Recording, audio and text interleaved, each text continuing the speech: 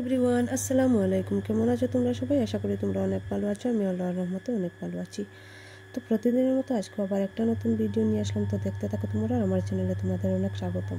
আর তোমরা যারা আমাকে সাবস্ক্রাইব করে দিয়েছো তাদেরকে অসংখ্য ধন্যবাদ। আর যারা এখনও করোনি তো প্লিজ তোমরা আমাকে সাবস্ক্রাইব করে দিও। তো কী হয়েছে জানো তো, আজ 3-4 দিন ধরে আমি একদমই ভিডিও আপলোড করছি না। কারণ হচ্ছে যে আমার মেয়েটা খুব অসুস্থ, ছোটো মেয়েটা। আর আমারও শরীরটা খুব একটা ভালো না, কারণ তোমরা আমার কথাতেই বুঝতে পারবে। জ্বর, শরীরে ব্যথা, মানে অনেক যন্ত্রণা নিয়ে আছি। তারপর বাচ্চাটা একদমই শান্তি দেয় না। আগে তো মোবাইল দেখতো, এখন না মোবাইল হাতে দিলেও হয় না, ওকে নিয়ে শুধু হাঁটতে হয়। আর একা মানুষ তো, ঘর সামলাবো না ওকে সামলাবো, সব কিছু একাই সামলাতে হয়। তারপরও পরিষ্কার পরিচ্ছন্ন সব কিছু করতে হতো। তো যাই হোক, চেষ্টা করব প্রতিদিন ভিডিও আপলোড করার জন্য। প্রতিদিন না, মানে একদিন ফাঁকে ফাঁকে রেখে ভিডিও করার। আচ্ছা যাই হোক, তো এখানে দেখো আমি ফরাসি তারপর শালগম একসাথে রান্না করছি। ওইগুলো না একসাথে রান্না করে খেতে ভালো লাগে। তো আমি যখন রাতের বেলা এইগুলো রান্না করতে করতে প্রায় আমার রান্নাটা শেষ হয়ে গিয়েছে, তারপরে দেখি উনি একটা বড় চিতল মাছ নিয়ে এসেছে। তো সেই ভিডিওটা তোমরা দেখবে। আরও জানে তো আমি একা এইসব এত বড় বড় মাছ কাটতে পারবো না, তো ও নিজেই আমাকে কেটে দেয়। তো এখানে একটু মাছ ছিল, তো সেগুলো দিয়ে আমি ওই ফরাসিটা রান্না করব। তোমরা কে কীভাবে ফরাসিটা খাও আমাকে বলবে। আর এটা কিন্তু অনেকভাবেই খাওয়া যায়। তো এরকম করলে একটু ঝুলঝুল হবে, তারপর আমাদের হয়ে যাবে। তাই তারপরেও এগুলো কিন্তু থাকবে, এখানে একটু বেশি আছে। আমরা দুজন মানুষ তো খুবই কম লাগে। আর আমার মেয়েটা তো এইটা খাই না। আর এখানে আমি মশলার বাটাটা নিয়ে নিয়েছি। মশলা দেবো এখানে, খুব একটা মশলা কিছু দিই না, হলুদ আর মরিচের গুঁড়ো দেবো, আর লবণ তো দিয়ে দিয়েছি, তোমরা দেখতেই পেয়েছো। আর জানো তো, ভিডিও না করার কথাটা তো বললাম, কেন করতে পারছি না।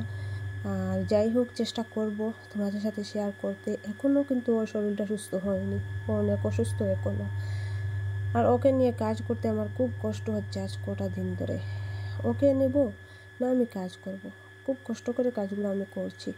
তো এখানে দেখো আমি ভালো করে নাড়াচাড়া করলাম, কারণ গন্ধটা চলে গেলে কিন্তু ভালো হয়। তো এখানে কতক্ষণের জন্য আমি ডেকে রেখে দেবো। তারপর আমি ভিডিওটা আর করতে পারিনি, কারণ ও মাছ নিয়ে এসেছে।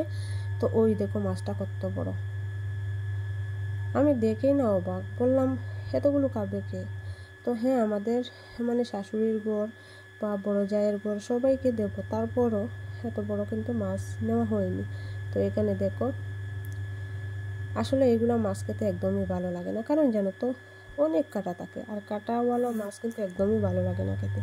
তো এখানে ও কাটছে, আর আসলেই আমার দাটা খুব একটা ভালো নয়, তাই ভালো করে কাটাকাটি করতে পারছে না। ও আমাকে বলছে একটু হেল্প করো, আমি পারছি না এটা। তো আমি তারপরে ওই জায়গায় আমি ধরলাম, ও মাথাটা আগলে রেখেছে। তারপর ও আমাকে পুরোটা কেটে দিল, আর মাছের যে আঁশগুলো সবগুলো আমাকে ফেলে দিল, আর টুকরো টুকরো করে দিল। তারপর আমি ভাজা করলাম। তো যাই হোক, ভিডিও কেন করতে পারছি না তাও তোমাদেরকে বললাম। আর নিজেরও শরীরটা খুব একটা ভালো নয়, আবারও মাইগ্রেনের ব্যথাটা শুরু হয়ে যায়। যে সময় শুরু হয় না, মানুষ আমাকে একদম পাগল করে দেয়। আর জানো তো, আজকের ভিডিওটা এখানেই শেষ করলাম। দেখা হবে অন্য একটা ভিডিওর সাথে। ভালো থেকো সবাই, আল্লাহ হাফিজ। আর হ্যাঁ, আমার রিপোর্টটা চলে এসেছে সিটি স্ক্যানের। তো এখানে কিছু আমরা তো বুঝতে পারি না।